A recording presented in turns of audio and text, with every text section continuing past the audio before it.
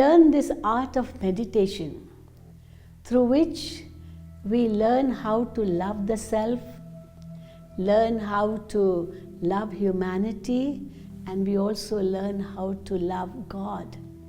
So loving the self is a very, very special quality. But what does it mean to love the self? To love the soul. And how can you love your soul? Not just love the body. Because just loving the body could lead to ego, as I mentioned. Loving somebody else's body only could lead to lust, could lead to attachment, could lead to greed. It could lead to any vice, and any such vice will ultimately give me sorrow. This is the truth.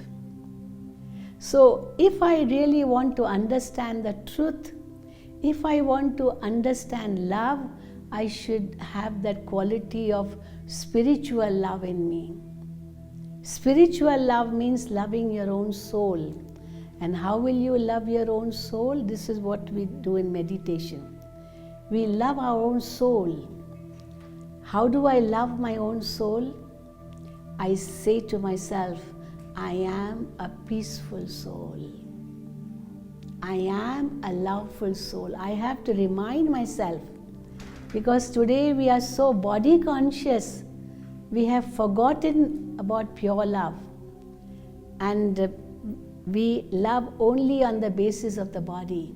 So when I say I'm a soul and my nature is peace, my nature is love, and I see the other one also as a soul, and the nature of that one is also peace and love, this results in love for the other one too.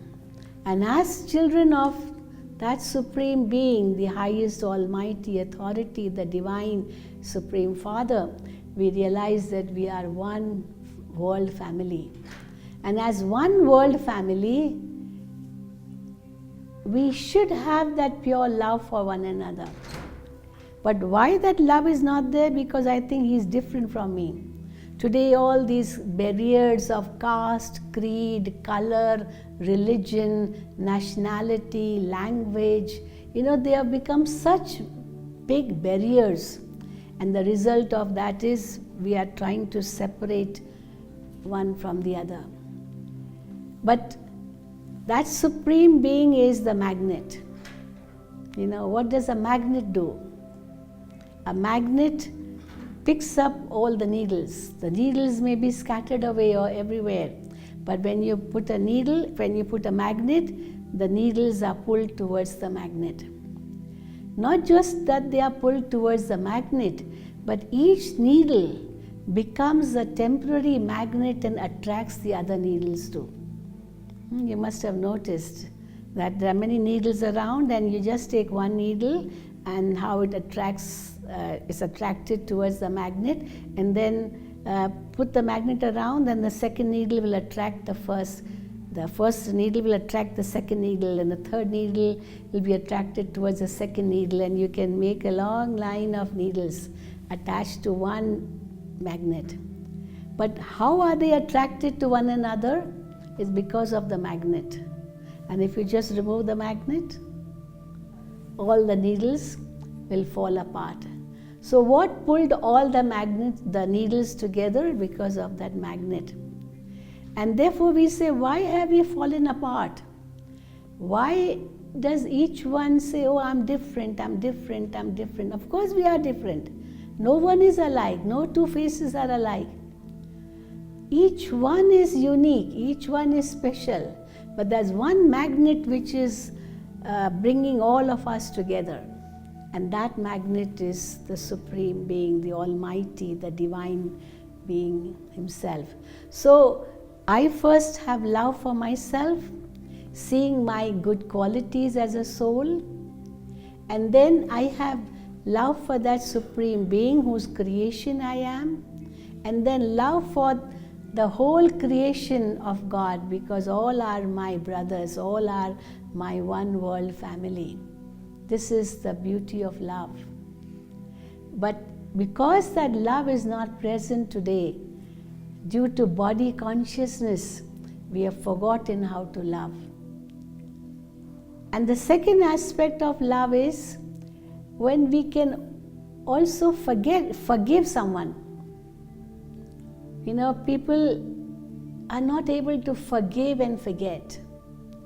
And we say if you can't forgive someone, it means you're not forgiving yourself. It's not just not forgiving someone else, but you're not forgiving yourself too. Because if I'm not forgiving that one, I'm remembering him. And I'm thinking of all that person's defects. I'm hating that person, I'm angry with that person. And in that process, I'm hating myself. I'm not forgiving myself. But if I can forgive someone for whatever wrong he has done, I learn how to forgive myself also. And not just forgive, but also to forget. So I may forgive him, I may not take revenge. But then whenever I meet that person, I'll still remember, oh, he did this to me, he did that to me. But forgive and forget. Let go and let God. This is the true love. Can we let go something? We hold on to so many things. We can't let go. And the result of that is stress. The result of that is sorrow in the mind. The result of that is that the soul becomes so weak internally. And all the strength of the soul finishes just like the battery is discharged. So too we are saying that in the morning we wake up, we say good morning. But then is only the morning to be good or is the whole day to be good? If I want the whole day to be good, of course the morning has to be good, no doubt. But that good morning should give me the strength to make the whole day good. And how will I be able to make the whole day good? When I'm aware of my true nature first, I'm aware of the nature of others, I'm aware of how I'm the highest, the greatest creation of the Almighty. That awareness has to be at a very high level. If my awareness at the high level is not there, it's just a mundane level, yours and mine, then we will never really have love for one another. Because that feeling of possessiveness, the feeling of owning, the feeling of holding will always allow me to come down, will never allow me to rise. So if we really wish to understand true love, let me have that aim. I have to just give.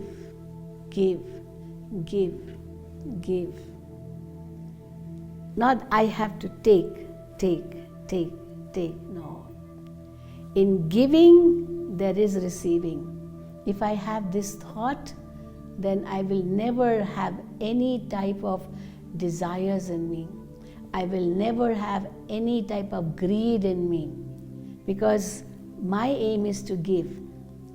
Give love through my thoughts, my feelings, my attitude, my behavior, my words, because whatever I give, I will get back. Very often we think that if I give, I will not get. But karma philosophy teaches us, whatever you want for yourself, give that first. If you say no one loves me, just start loving others, and everyone will begin to love you without any desires in your mind, without any selfish motive, without any type of wanting of return. Can I do that? Having no thought of return, having no thought of taking any type of revenge, having no thought of any jealousy against anyone. So neither jealousy, nor revenge, nor any thought of wanting from someone, but just giving. I see someone and I say, oh, she's such a beautiful soul. I see her or him as a soul. He's such a loving soul. He's such a powerful soul. And the moment I say this to someone, it's not that I am not that, because I will see someone else in the mirror of myself. Whatever I am, I will see the other one in that form. So if I want to see the other one in that form, I have to become one of that. And I can become one of that only when I'm aware that I am that. And the awareness of I am that, and the awareness of I have to give. So in meditation in the Brahma Kumaris, we learn this. First, start having spiritual love for the self. Spiritual love for the self means the awareness of my qualities. Whatever I am aspiring for is all there within me. I am aspiring for happiness, happiness is within me. I am aspiring for love, love is within me. I am aspiring for peace, peace is within me. And this love, peace, happiness is not in the body. This is the greatest mistake we make. It's not physical at all. People compare these values in a physical way. They sometimes say, for example, if I would say, what is peace? You know how they describe peace? They say, no war is peace. But is that true? No war is peace. Even if there is no war, is there peace? No sound is peace. But even if there's no sound, is there peace? You can go to a very quiet place, completely silent there. But does it mean that you can experience peace there? And you can go to a place which is very noisy, and you can experience peace there too. So peace has nothing to do with the external surrounding. It's all in the mind.